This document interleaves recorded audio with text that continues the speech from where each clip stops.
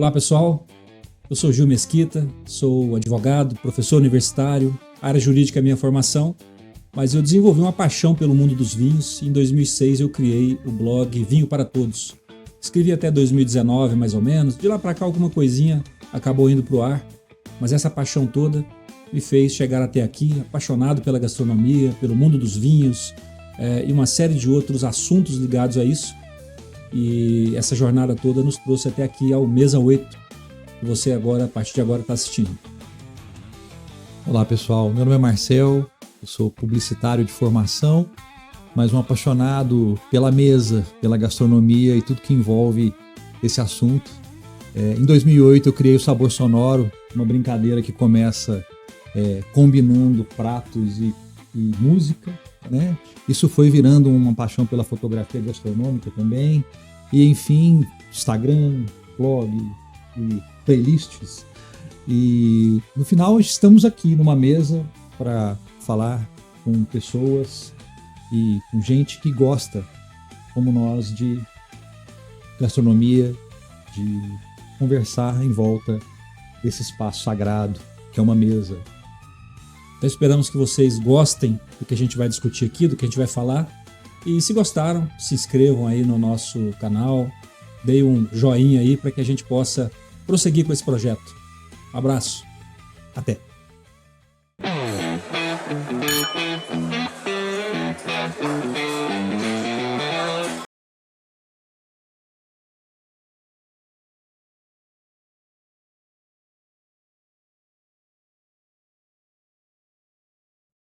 Olá pessoal, sejam bem-vindos ao Mesa 8. Hoje nós temos o prazer de receber aqui Fábio Bertolucci, que a maioria de vocês conhece como o proprietário do Terra Brasilis, restaurante tradicional em Uberlândia, mas que também foi professor universitário por muitos anos, foi meu colega inclusive, hoje é presidente da Brasel, Triângulo Mineiro, e tem uma veia muito interessante que nós vamos falar hoje a respeito, que é de ser um apoiador cultural, né, severo, importante na nossa cidade. E Fábio, obrigado por aceitar o nosso convite para estar aqui hoje. E eu já emendo a primeira pergunta. Como é que aconteceu essa migração? Em que momento se deu a migração de professor para dono de restaurante? Eu sinceramente não sei qual que é a profissão mais estressante, mas responda para nós aí como é que isso aconteceu. Tá. Assim, olhando o meu passado, eu acho que isso já estava na veia desde a minha infância. Porque, primeiro, descendente de italianos. Então, a gente sempre em torno da mesa tinha festa, tinha comemoração. Depois, à medida que eu fui crescendo, eu sempre estive envolvido em eventos.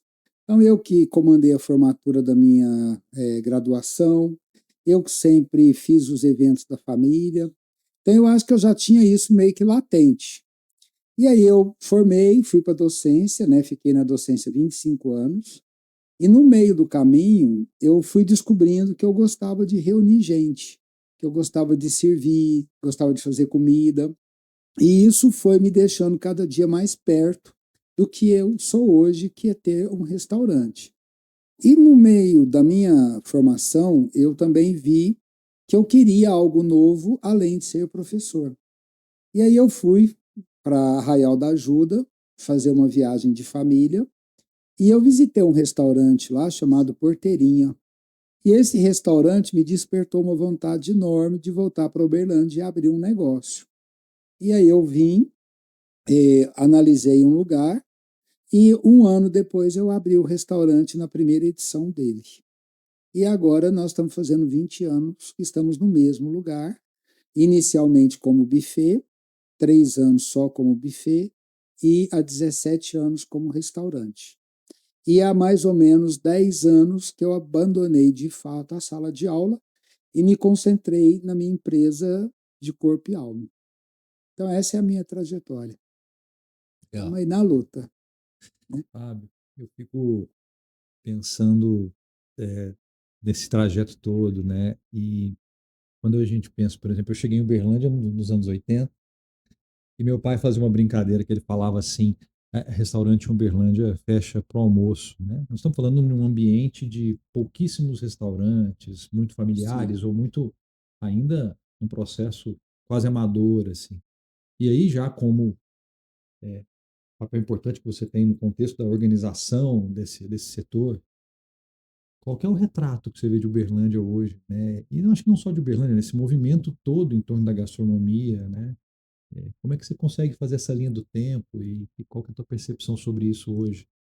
Se a gente avalia a década de 1980, 1990, a gente ainda tem muito que o fato de comer fora se limitava aos domingos, né? Ou você comia com a família toda reunida na casa da nona, na casa da avó, ou você tinha o domingo como aquele dia importante para você almoçar fora, né? Com o passar do tempo, a gente vê que vai mudando o papel da mulher, a mulher já não é mais a dona de casa, a mulher começa a trabalhar, ela não é aquela que fica em casa só fazendo almoço para a família todos os dias. Então, à medida que você tem uma sociedade onde homens e mulheres precisam trabalhar e os valores se alteram, você já não vai mais comer em casa. E aí, então, a gente percebe em Uberlândia que começam a surgir os restaurantes. E a gente tem uma história muito bacana, que o primeiro self-service oficial de Uberlândia é o Vila Verde, ali na Quintino Bocaiúva, que já tinha um buffet e coloca, né, traz uma estrutura de uma comida aquilo, coisa que a gente não conhecia, porque a gente conhecia o à la carte. Sim. E aí, então, depois dele vem o Portilho, depois do Portilho vários outros, e aí o fato de comer fora tornou-se normal. E a gente passa a ter uma inversão. Aí agora a gente se reúne aos domingos para comer em casa, com a família, com os amigos, e de segunda a sexta a gente vai almoçar fora, porque o marido come num canto, a esposa come no outro, os filhos comem no outro. Sim. E aí aquilo pegou no Brasil, né? Essa é uma questão que a gente tem que pontuar no Brasil. Restaurante de comida, aquilo hoje é muito comum. E a gente também vê que a vida, né, em Uberlândia ela se torna muito dinâmica. A cidade cresce, as distâncias aumentam, eu não trabalho mais perto da minha casa, então eu vou precisar me reorganizar. E nesse processo, então, a gastronomia se diversifica. E depois de um tempo, a gente torna-se uma cidade de forasteiros, pessoas que vêm de outros lugares com outras tendências. E isso incentiva que a gente diversifique a gastronomia. Então, você deixa de ser um lugar só de comida típica, e hoje você tem em Uberlândia restaurantes que são de comida contemporânea, comidas sofisticadas, comidas temáticas, ambientes muito, né, interessantes. E a cidade, então, passa a ser uma referência de gastronomia estadual, com boas casas, né, com uma infraestrutura fantástica. E a gente vê isso no setor. Você respondendo aí me fez lembrar, né? E a gente tem uma infinidade, né? De possibilidades imensas de gastronomia, desde as mais simples às mais sofisticadas. E eu acho que você deve se lembrar disso, acho que lá pelos idos de 2012. E quando eu escrevi ainda meu blog lá sobre vinhos, nós fizemos aqui um projeto que a gente chamava de Em Busca do PF Perfeito. Eu e alguns amigos, nós saímos para comer prato feito nos lugares. Não podia ser self-service, tinha que ser prato feito. E levávamos um vinho no supermercado, um vinho simples, e tomávamos lá nos copos americanos, né? E eu sempre conto essa história e digo, nós nunca comemos mal. Sim. Claro, existia aquele restaurante com mais carboidratos, porque às vezes ficava numa região que tinha trabalhadores que demandavam esse prato com mais carboidratos. Mas nunca comemos mal. Hoje existe uma diversidade enorme e você, como presidente da Brasel, você deve ter isso quase que na palma da mão, né? Planilhado. Como é que você vê esse cenário? Hoje, Uberlândia é uma cidade rica em opções realmente ou é apenas uma impressão de um leigo? Não, ela é rica. Só que a gente ainda tem um grave defeito que eu vejo, que as pessoas ainda são muito presas nas coisas que elas só acham que elas gostam e não querem se desafiar ao novo.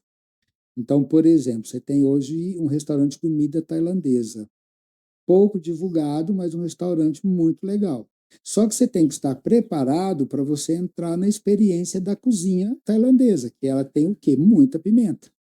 Então, se você não gosta de pimenta, não é o seu ambiente. A gente tem aí comidas hoje de várias nacionalidades de estrangeiros. Nós temos comida vietnamita, nós temos comidas africanas. você tem comida peruana. Só que a gente não vai encontrar isso em larga escala. Ainda somos uma sociedade que valoriza muito a pizza, a jantinha, que é a última moda, né? Todo mundo sair para comer a jantinha, né? E você, então, vai ter uma dificuldade de, às vezes, montar um lugar muito bem estruturado para uma comida muito diferente do nosso paladar. Quem cresce muito hoje em Uberlândia é a comida oriental, principalmente as comidas chinesa e japonesa. Né? Nós temos restaurantes de comida japonesa nas cidades que são fantásticos, ambientes belíssimos. Cantinas italianas que crescem muito. As jantinhas que a gente encontra, às vezes, uma em cada esquina, dependendo do bairro. Pastelarias, que é uma coisa muito de família, né? Comer um pastel. Mas temos, sim, comidas muito interessantes, comidas assim muito diferenciadas, mas também com um custo-benefício que nem sempre atende uma clientela vasta, né? Então acaba sendo um grupo mais nichado. Mas tem sim, é só a gente vasculhar que você vai encontrar. Tá? O Fábio, você comenta sobre vários tipos de negócio, mas tem uma coisa que talvez ela, tirando raramente aquela situação de um grande investidor ou de um grande grupo, mas quase sempre essa história de uma pessoa com o restaurante, com a lanchonete, nasce de uma grande paixão, Sim. né? Então eu sou uma pessoa que faz bolo, faço bolo, sou apaixonado em bolo, e aí eu posso ir para esse caminho, ou eu faço uma massa e lá vou. E me imagino que, né, e você conta um pouco da tua história, que também tem essa conexão, né? Você vem de outra profissão, né? E vai para isso por uma experiência que você teve em viagem. Agora, isso também é uma combinação meio perigosa, né? Porque cozinhar para os amigos que estão todos elogiando o seu prato ali no domingo é muito diferente de você ir para trás de um balcão de um restaurante e atender as pessoas que estão pagando o que Sim. você está fazendo. Penso que você também deve ter percebido, assim, queria entender como é que isso funciona e qual tipo de recomendação que você dá, né, para quem tem essa paixão, mas que tem que tomar também cuidados de transformar isso em negócio, como conduzir esse processo. Tá. Eu vou dar para vocês um exemplo de um período muito próximo que nós vivemos e que isso aconteceu demais, tá? Que foi a pandemia. Na pandemia, o nosso segmento foi o primeiro a ser fechado junto com a hotelaria. Então, eu tinha bons cozinheiros, eu tinha um bom churrasqueiro, eu era dono de uma confeitaria, eu tinha lá uma boleira muito boa, e todo esse pessoal foi dispensado, porque o restaurante está fechado. E como é que ele ia sobreviver? Então, ele começa a desenvolver um pequeno negócio naquilo que ele domina. Então, ele vai começar a produzir bolo para vender no condomínio, ele começa a vender hambúrguer na garagem da casa dele, e muitas pessoas se esquecem de que o fato de fazer comida, ele transpõe muitas outras questões. Começa pela questão sanitária. Recentemente estamos vivendo o problema do metanol, Sim. né? E fazer comida é igualzinho conduzir um hospital. Se você tem medicamentos errados, vencidos, dosagem indevida, você mata. A gente, então, tem um período que cresce muita informalidade na comida, que a gente chama de dark kitchen, que é onde você tem lugares escondidos que só estão em plataformas. Por exemplo, você entra no iFood, você encontra centenas de lugares que não existem, a não ser no iFood, né? Isso é um perigo muito grande. Segundo aspecto, você deu um exemplo muito bacana. Eu fazer comida para os amigos, fazer para a minha família, eles sempre se sentem obrigados a dizer que está gostoso. Mas eles também não são obrigados a pagar. Então, come de graça, com fraternização, legal.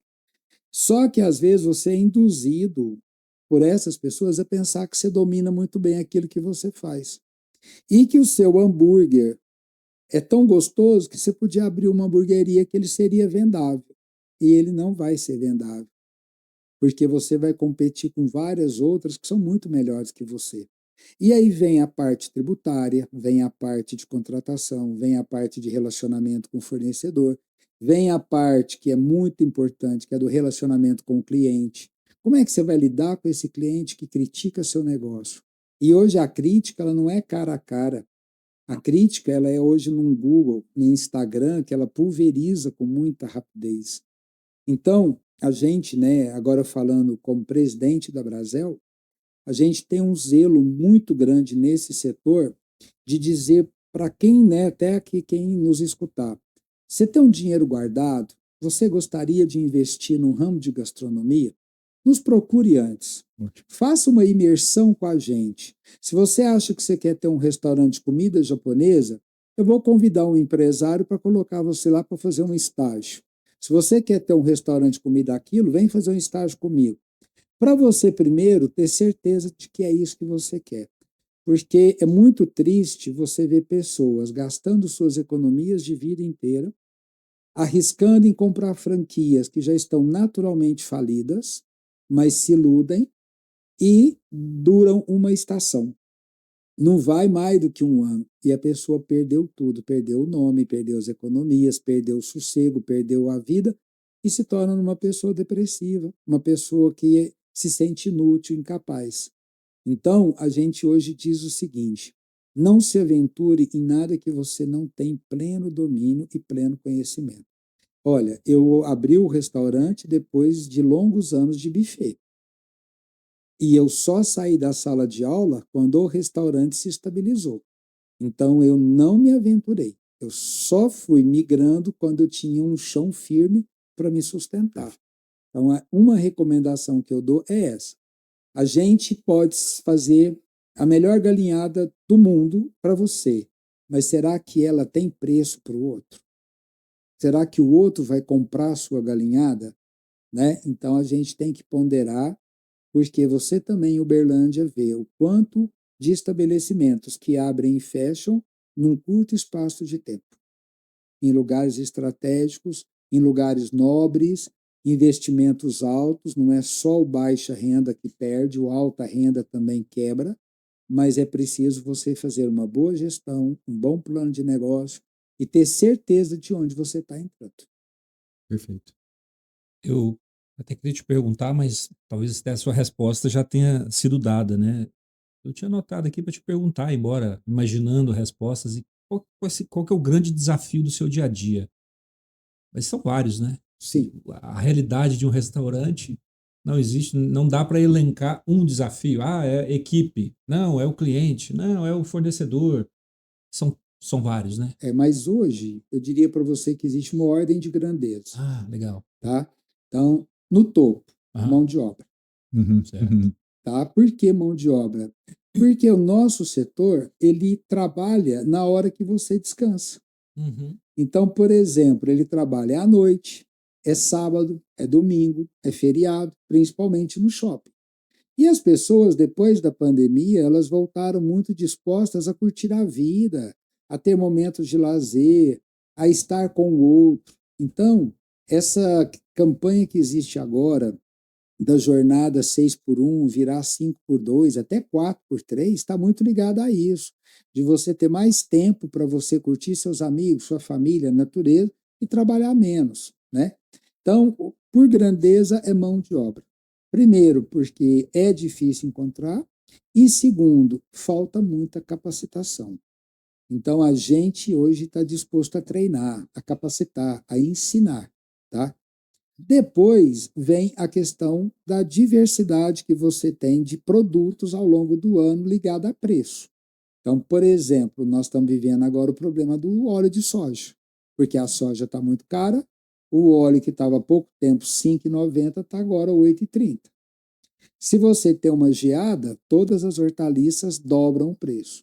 Se você tem uma enchente no Rio Grande do Sul, o preço do arroz vai nas alturas. Se você tem um problema com a carne, eles vão preferir exportar para a China do que vender para nós. Então a gente fica o tempo todo nessa oscilação de mercado, de economia, de moeda, né? Depois vem a questão de clientes, porque você acha que você sempre faz o seu melhor, mas muitas vezes o seu melhor não é o que o cliente espera, né? Mas aí entender também que nunca vamos agradar 100%. Você pode fazer o melhor, você pode ter a comida melhor, e às vezes alguém sempre vai encontrar alguma coisa que desagrada. Tá? E, por fim, uma questão muito séria, que também é muito problemática, é a questão tributária. Pagamos uma carga tributária muito alta, muito alta. E com a reforma tributária que começa em janeiro de 2026, a gente não tem certeza se vai melhorar ou se tende a piorar. Então, soma todos esses fatores, você realmente, todos os dias, você navega em águas turbulentas. Tá? Mas tem que ser forte para isso, senão o barco afunda. A paixão por si só não garante a longevidade nem o sucesso do negócio, né? Não. Talvez precise muito mais de um economista ou de um administrador, Sim. né, para gerir todos esses problemas aí, porque nessa ordem que você disse aí, estão muito mais ligados à economia, à administração mesmo, né, Sim. à contabilidade, do que a própria paixão, né? E é interessante você dizer, a Brasel consegue fazer esse tipo de capacitação tanto para o empreendedor, o empresário, quanto para as equipes que ele quer contratar também? Ou Sim. não? Na verdade, a gente é uma associação, mas não limita a atender só o associado. É. Então, por exemplo, se tem algum empresário que não é associado, que gostaria de ter apoio da gente, as portas estão abertas. Uhum. Se você deseja oferecer um curso, uma capacitação para a sua equipe, somos parceiros do SENAC e do SEBRAE. Ótimo. Fazemos cursos sob demanda. E muitas vezes esses cursos são todos gratuitos. Tá? Agora, importante você sempre estar atento ao que é capacitar uma equipe. Uhum. Qual é a sua demanda? Qual é a sua necessidade? No caso da nossa associação, a gente vai desde o empresário até o fornecedor, se for necessário. Porque também você precisa lidar com fornecedores éticos, fornecedores sérios. Uhum. Você tem que ter produtos com rastreio. A gente não pode hoje trazer para dentro do meu restaurante um produto que eu não sei a procedência. Então, isso também é um zelo muito grande que a gente tem que ter com o nosso cliente e conosco. Se você almoça no seu restaurante todos os dias, quando você preserva o seu cliente, você também preserva a si mesmo. Né? É uma questão lógica isso. E a Brasel, ela trabalha muito nesse aspecto. Está agora tendo um evento da Febracis, em que nós levamos 10 associados pagando 50% e a associação pagando os outros 50%. De imersão num sábado e num domingo. Para quê? Para trabalhar de gestão, capacitação, contratação, né? Para a gente poder realmente ter nos nossos negócios longevidade. Bacana você falar dessa questão do rastreamento, desse cuidado com a matéria-prima. Vi, stalkeando o seu Instagram, Sim. de um prêmio na prefeitura que vocês ganharam no contexto de uma questão de sustentabilidade. Isso. Conta pra gente assim, o quanto isso é importante para vocês, que tipo de diferencial esse cuidado traz, né? Esse prêmio, né, que a gente ganhou, que é o chamado Selo Verde, para nós foi muito importante porque é o seguinte, a gente já tem uma trajetória de mais ou menos 10 anos que nós resolvemos que a gente ia fazer a diferença interna. Então, o que nós começamos? A gente, junto com uma outra empresa, a gente começou a trabalhar planos de sustentabilidade. Então, trocamos todas as lâmpadas por LED, onde foi possível, colocamos torneiras com fechamento automático. Hoje nós temos uma empresa que coleta diariamente o nosso lixo e ela faz a separação e nos dá uma devolutiva. Então, por mês, a gente hoje deixa de colocar no lixão de Uberlândia 3,5 toneladas só de itens que são diariamente recolhidos no restaurante. Tá? Nós hoje cuidamos do nosso esgoto, então o nosso esgoto ele não é entregue 100% sujo, a gente coleta o óleo, resíduos grosseiros, a gente trabalha com detergente biodegradável, a gente não lança na rede de esgoto resíduos como sangue, que contamina muito. Então, a gente começou todo esse trabalho e depois a gente leva esse trabalho para a praça em frente ao restaurante, que a gente, então, adota a praça junto com outras 2 empresas e a gente, então, vai cuidar da praça. E aí, na praça, a gente, então, trabalha isso. Então, é ter uma pia para lavar as mãos, é ter câmara de segurança, é você ter mesas para o pessoal sentar, você tem lá uma geladeira literária para as pessoas lerem.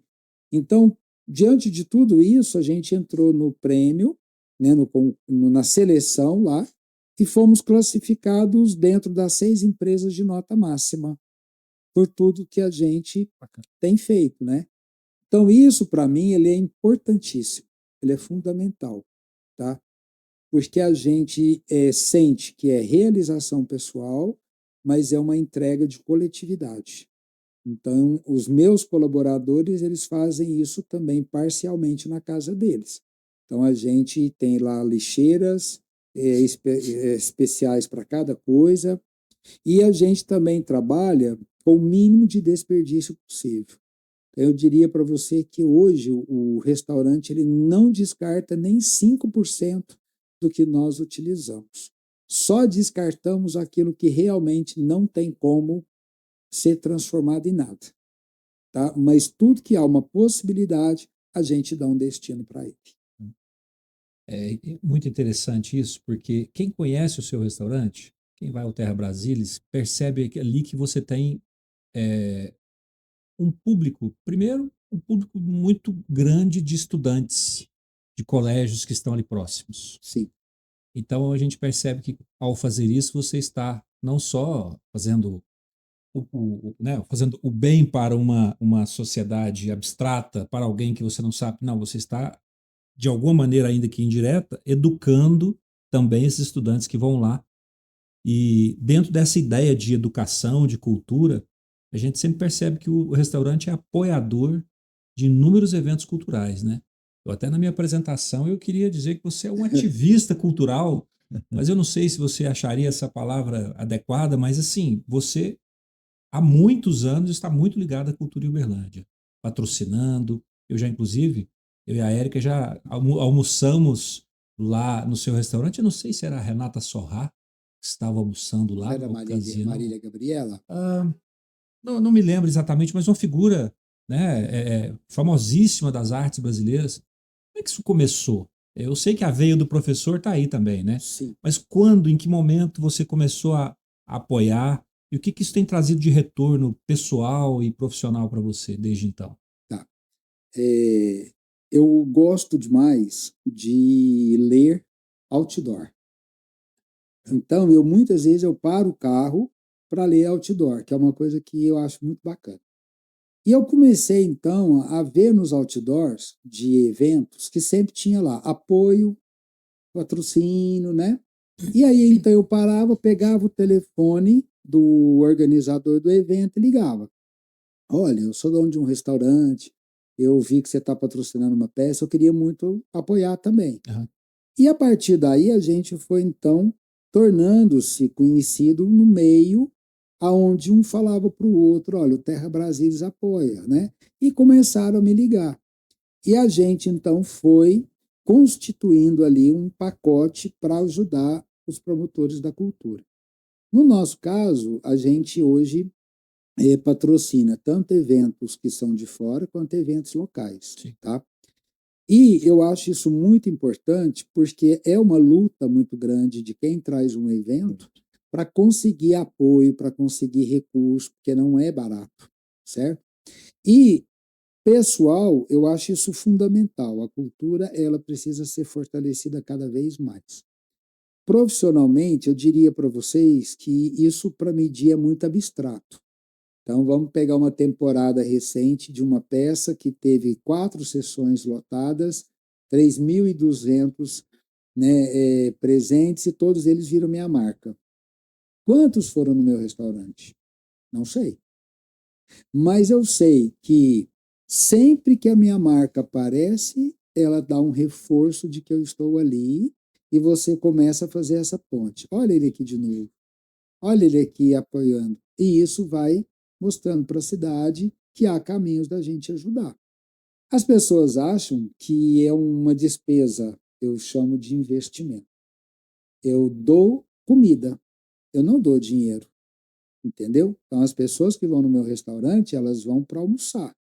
Então, eu não dou dinheiro para o patrocinador, mas a despesa que eles têm comigo é a despesa que ele não tem, que ajuda ele com outras coisas.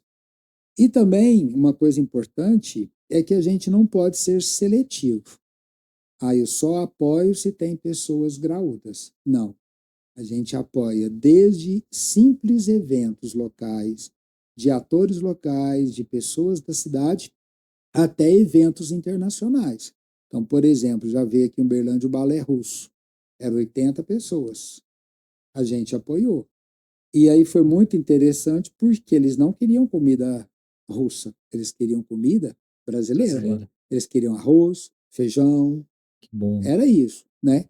Então a gente também tem que entender isso. Tem hora que eu vou ter que dar 5 refeições, tem hora que eu vou dar 10, tem hora que eu vou dar 80. Essa semana tem o Grupo Corpo. Estaremos apoiando o Grupo Corpo. Quantos eles serão? 30, 40? E eu acho que isso é importantíssimo. Se a gente tivesse empresários de todos os segmentos contribuindo com aquilo que ele pode, nós talvez teríamos muito mais cultura, muito mais atividades em Uberlândia e não precisaríamos sair daqui para ir em São Paulo, Belo Horizonte, Ribeirão Preto assistir, né?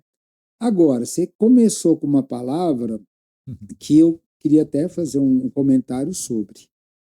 Infelizmente, existem pessoas que enxergam todos que apoiam uma cultura como da esquerda ou pessoas que têm um viés ideológico, né?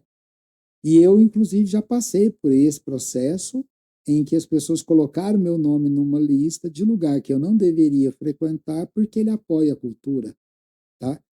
Isso não me incomoda, porque da mesma maneira que existem pessoas que fazem essa leitura distorcida, existem as pessoas que entendem o processo. Então, por exemplo, ano passado eu apoiei a parada LGBTQI+. Eu precisava apoiar, eles precisavam de apoio. Qual que é o problema disso? Muitos interpretam isso de maneira errada. Então, Gil, eu não me preocupo. Eu vou assim, Excelente. o que é prazeroso para mim? Claro, tudo eu apoio? Não.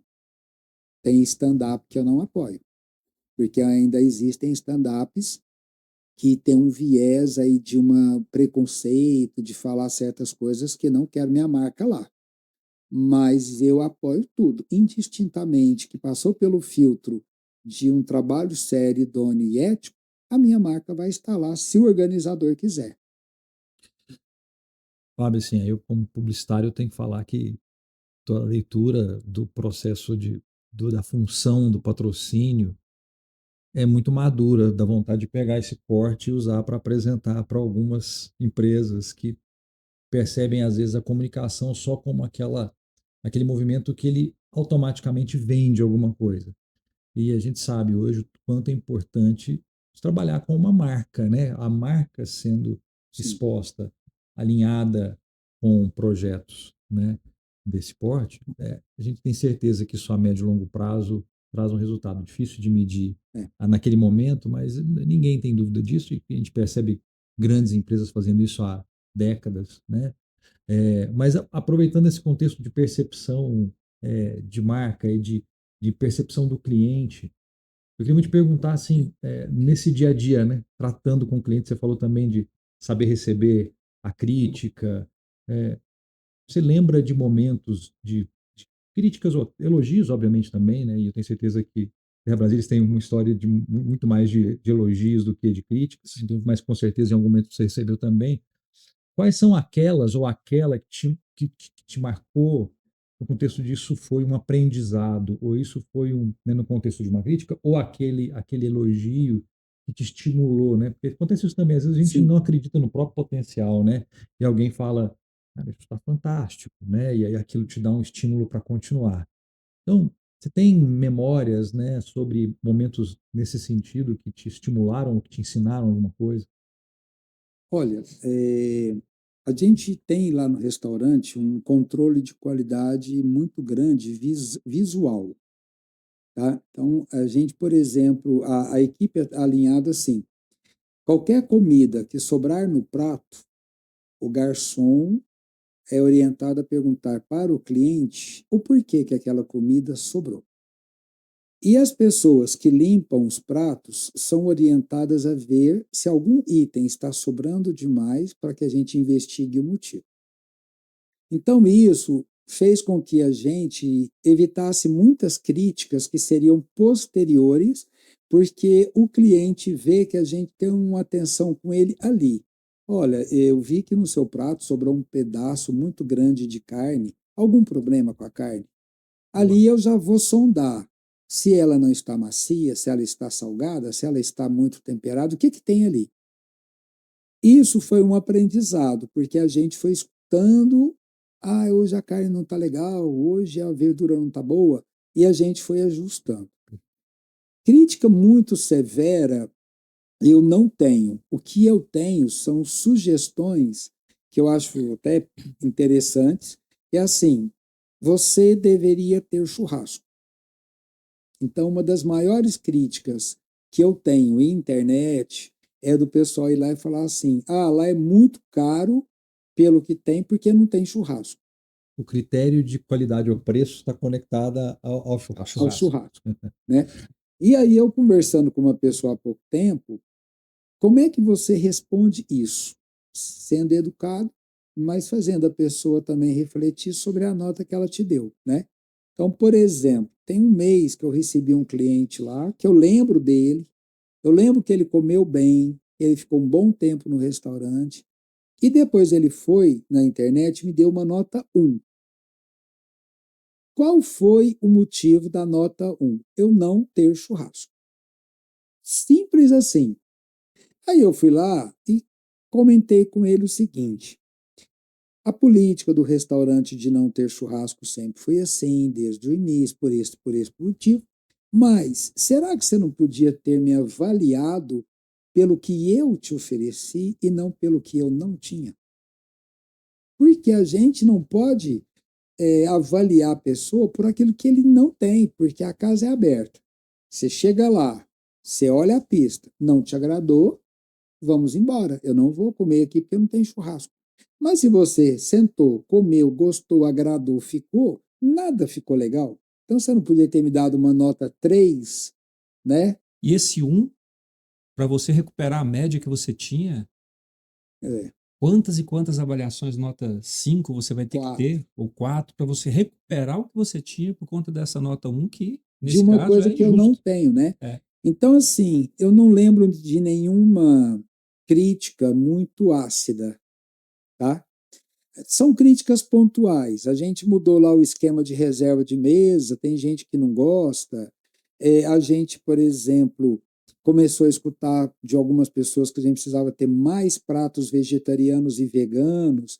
Aí eu precisei explicar que não é o propósito do restaurante, que eu não posso me auto-intitular vegetariano e vegano, eu sou um restaurante de comida diversa. Então, isso é importante. Agora, para mim, toda crítica ela é positiva. Toda crítica é positiva. Porque é a partir dela que eu melhoro o meu trabalho. Tá? E tenho certeza de uma coisa, a gente escuta todas. E o que eu dou conta de fazer, eu altero. O que não está nas minhas mãos, aí eu sinto muito.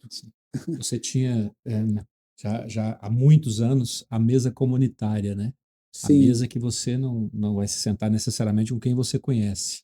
Como é que é essa experiência? As pessoas gostam, as pessoas torcem o nariz, as pessoas não querem, ela fica vazia. Como é que é ao longo de tantos anos tendo essa mesa comunitária? Então, você tocou numa coisa muito legal, tá? Esse restaurante que inspirou o Terra Brasilis, ele era só mesa comunitária e banco. É como se fosse essa mesa aqui e banco de cá e de lá. Certo. Quando eu cheguei aqui, eu fiz uma sondagem para ver se as pessoas iam aceitar isso. Não aceitaram. Porque elas diziam que comer junto, às vezes elas queriam tratar de assuntos particulares e que os outros iam compartilhar, não ia ser agradável e tal e coisa.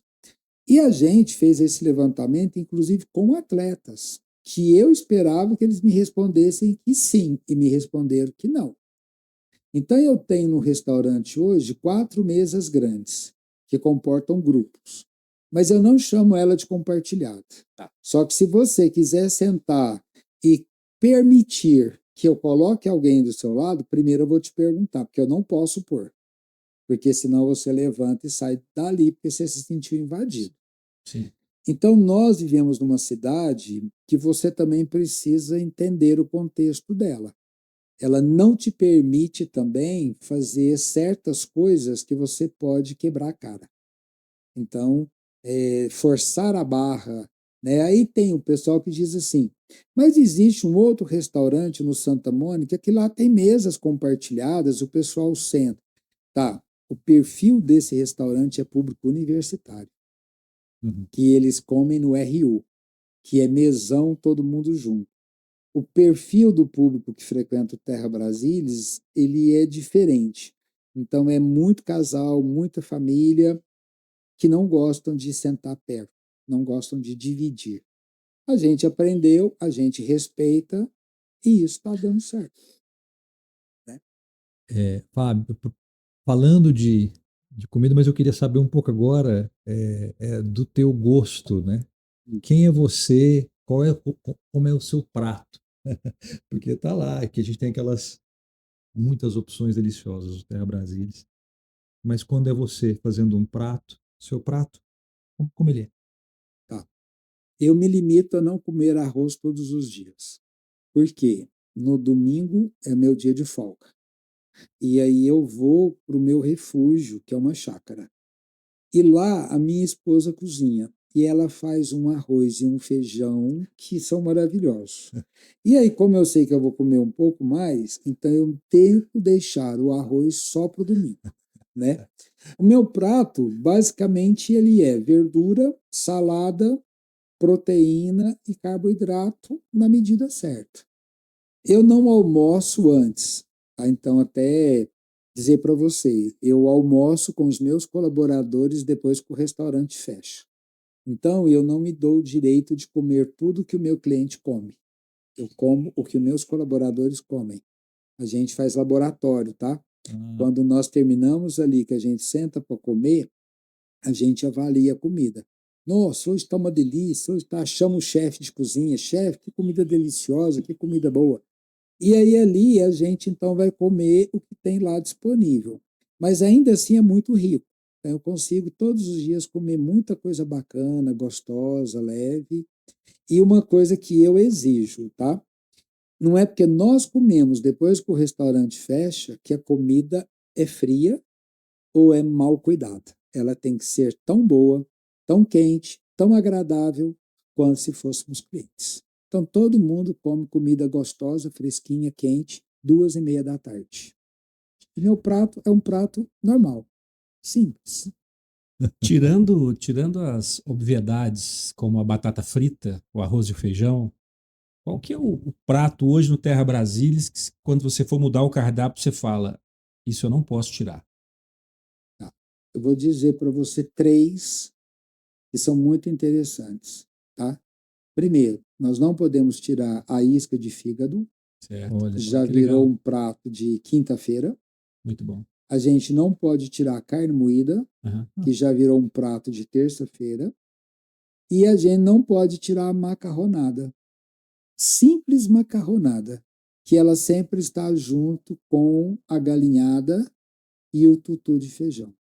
Então, são três pratos que a gente não pode tirar, porque as pessoas vão em busca disso. E tem os outros pratos que as pessoas vão pedindo e perguntando: que dia que tem? Porque elas gostam muito. Igual, por exemplo, um pastelzinho de chocolate que a gente faz, as crianças adoram, né? E batata palito eu não tenho todo dia, porque eu quero incentivar você a ver a batata com os outros olhos. Então a gente faz batata palito, mas a gente também faz batata rústica, batata assada, para que as pessoas enxerguem que não é só arroz, batata, feijão e bife. Isso não pode ser só isso, né? Então a gente tenta incentivar. Por exemplo, essa semana um cliente comeu macarronada, diz que lembrou da avó dele e que dia que vai ter macarronada de novo, que ele quer voltar para comer só macarrão com feijão. Aí eu pus um dia que ele disse que ele vai para ter a macarronada. Macarrão com feijão é bom, né, cara? Nossa. E eu lembrei de uma coisa que meu pai tinha um hábito quando a gente era mais novo, que era misturar o macarrão com o feijão. E eu falava para ele, pai, seus, seus antepassados italianos vão revirar, né, com essa mistura. Ele falou que nada. isso é minestrone. Depois, mais velho, eu fui entender o que era o minestrone. De fato, que na verdade é essa coisa do macarrão com legume, enfim.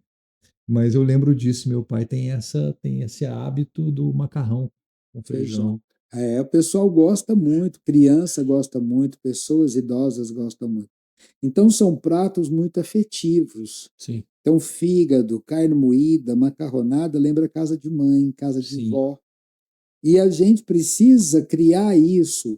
Quando você põe uma comida na boca, eu lembro muito do filme Ratatouille. sim. Aquele momento em que ele coloca aquele prato na boca, né? E que ele faz aquela viagem no tempo. Aquilo é muito lindo, aquilo é muito bonito. Então a gente precisa de vez em quando criar isso nas pessoas, dela tá ali comendo sozinha, mas quando ela põe aquela torta de sardinha, Vai gente, na casa é a dele. torta da minha tia, é a torta da minha mãe, é a torta da minha avó. Isso é muito gratificante. Aliás, quem nunca comeu ratatouille, É. lá no Terra Brasília tem, né? Eu tava Todo sábado. esperava esperava você colocar isso na sua lista, mas o ratatouille lá é fantástico. Ô, Fábio, você comentou uma coisa agora, né? As tortas, né? Como elas têm um momento, uma época das tortas. E isso a gente vai perceber em outras questões também. E eu não sei se é também porque a gente é de uma mesma geração, então a gente tem aqueles alimentos da infância e que são tão simbólicos para a gente. E eu fico muito pensando nisso, né? Se os meus filhos terão outras referências ou se essas comidas vão continuar sendo as mesmas. Mas com esse tempo já de gastronomia, o tempo de Terra Brasília, enfim, você consegue perceber movimentos de tendência, né, em relação à alimentação? Quando eu falo isso, é a relação com carboidrato ou proteína, ou um tipo de culinária, ou algo que havia uma demanda muito grande, diminuiu, ou vice-versa. Você consegue enxergar isso, um tipo de movimento importante nesse tempo todo que você está envolvido com a Olha, cozinha? o que eu vejo, né, nessa pergunta que você fez é o seguinte: o chamado arroz com feijão, ele nunca sai de moda, porque ele é o básico. O que a gente vê muito são mudanças ligadas a matérias que são veiculadas. Então, por exemplo, quando você tem dizendo assim, a tilápia é a melhor proteína para quem precisa fazer determinado procedimento. Então, você tem uma tendência a tilápia ter um consumo maior. Depois, uma coisa importante que é a carne de porco. Durante muito tempo, a carne de porco foi marginalizada como uma carne, né, uma carne que não era legal, porque a nossa memória de carne de porco é aquela memória do porco sujo, mal cuidado. Tal. Hoje, a carne suína é uma das carnes mais limpas, mais versáteis e com melhor custo-benefício. Então, a carne de porco ela ainda não é a mais desejada. A mais desejada, em primeiro lugar, é a bovina, depois frango, depois peixe, depois porco. Então, existe muito isso. Por exemplo, a gente está na onda da batata doce. Porque um produto que você come, que não engorda, que é saudável. Então, aí você faz ela assada, você faz ela cozida, você faz a salada. A questão dos grãos, que o pessoal gosta muito. Então, essa questão do cardápio, ele ser muito sazonal e variável, a gente atenta muito para isso. Então, tem época que todo mundo está inclinado para aquele prato, porque os nutrólogos, porque os endócrinos estão recomendando. Então, a pessoa chega e pede para a gente.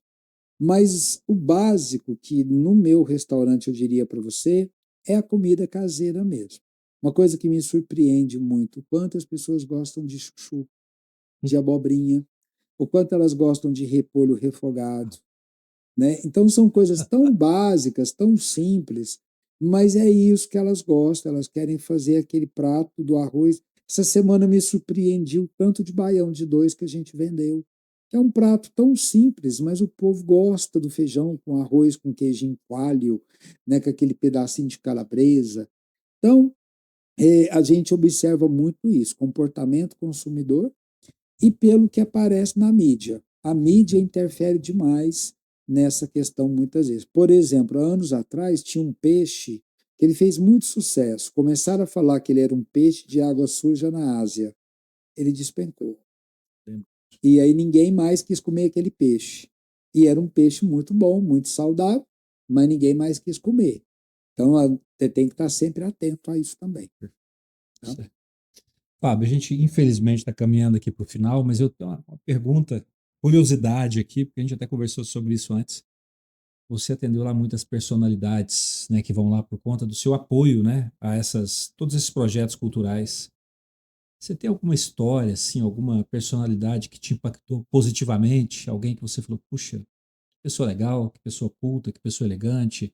Alguma característica, assim, que te marcou e você falou, puxa, essa pessoa eu gostaria que viesse aqui de novo no restaurante.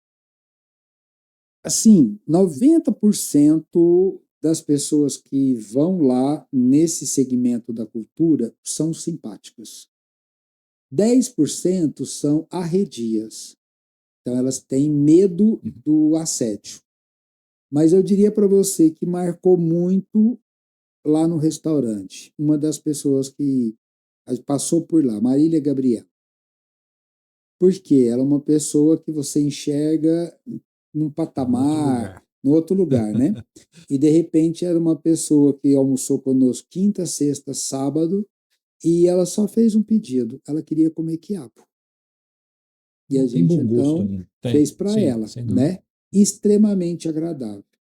Uma outra pessoa que também marcou, porque ela foi muito simpática, a Rosa Maria Mortinho. Ela andava com os meus colaboradores de mãos dadas pelo salão, como se ela estivesse na casa dela, né? Recentemente, Osmar Prato, uma pessoa genial, uma pessoa fantástica, tá? Então, Marisa Hort, sim, você vê aquela moça, como que ela é agradável, a simplicidade do prato, né, de você ver essas pessoas, por exemplo, pegando uma costelinha de porco, chupando o osso. Então isso é muito bonito da gente ver, né? E deixar a pessoa que eu acho que também é uma coisa, Gil, que o público do Terra Brasilis, ele também entende que ele é um ator, ele é uma pessoa famosa, mas ele também é uma pessoa que merece respeito. Então lá a gente não tem assédio, lá a gente não tem nada de invasivo. Então os artistas, eles andam, eles circulam, eles tiram foto, eles brincam como se eles estivessem na casa deles. Eu não fico em cima, eu não sou piegas, nada. Eu sou aquela pessoa extremamente tranquila. E isso eu acho que deixa todo mundo. E só para fechar a sua pergunta, uma das pessoas também marcantes foi a Denise Fraga, que ela, inclusive, gostou de uma cadeira de balanço que eu tenho na entrada, e aí eu dei de presente para ela pôr na varanda da casa dela. Então, isso é muito bacana. Né? Saber que lá, se eu gostar de alguma coisa, eu já vou insinuar. Tem vários itens lá que a gente Você só não pode gostar da coleção de São Francisco. Tá bom. Essa não tem preço. É isso. Vamos encerrando, né, Marcel e Fábio? Obrigado, viu, que bom aceitar nosso convite. Queremos agradecer ao Wine Home, né, por nos receber aqui, sim, por organizar todo esse espaço, né? Um lugar que a gastronomia está no ar, né? Uma riqueza de produtos de qualidade, de sabores que vale muito a pena conhecer e prestigiar. E nos ofereceu aqui um primitivo do Salento, dos seus vinhos aqui, da Varvaglione, um dos vinhos mais vendidos aqui na casa. Então eu gostaria de propor um brinde, uma vida longa ao Mesa 8, a todos Terra nós, Brasilis, Terra Brasilis, Wine Home, e que a gente esteja juntos em breve novamente. E muito obrigado pelo convite, pela oportunidade, né? E que o empresário ou a pessoa que está do outro lado nos assistindo tem interesse em investir na gastronomia, nos procure. Marque um café, marque uma prosa sem compromisso, que a gente vai ter o maior prazer de receber e de atender. Excelente. Um ótimo ponto. Obrigado. Obrigado, Fábio. Obrigado, pessoal. Até a próxima.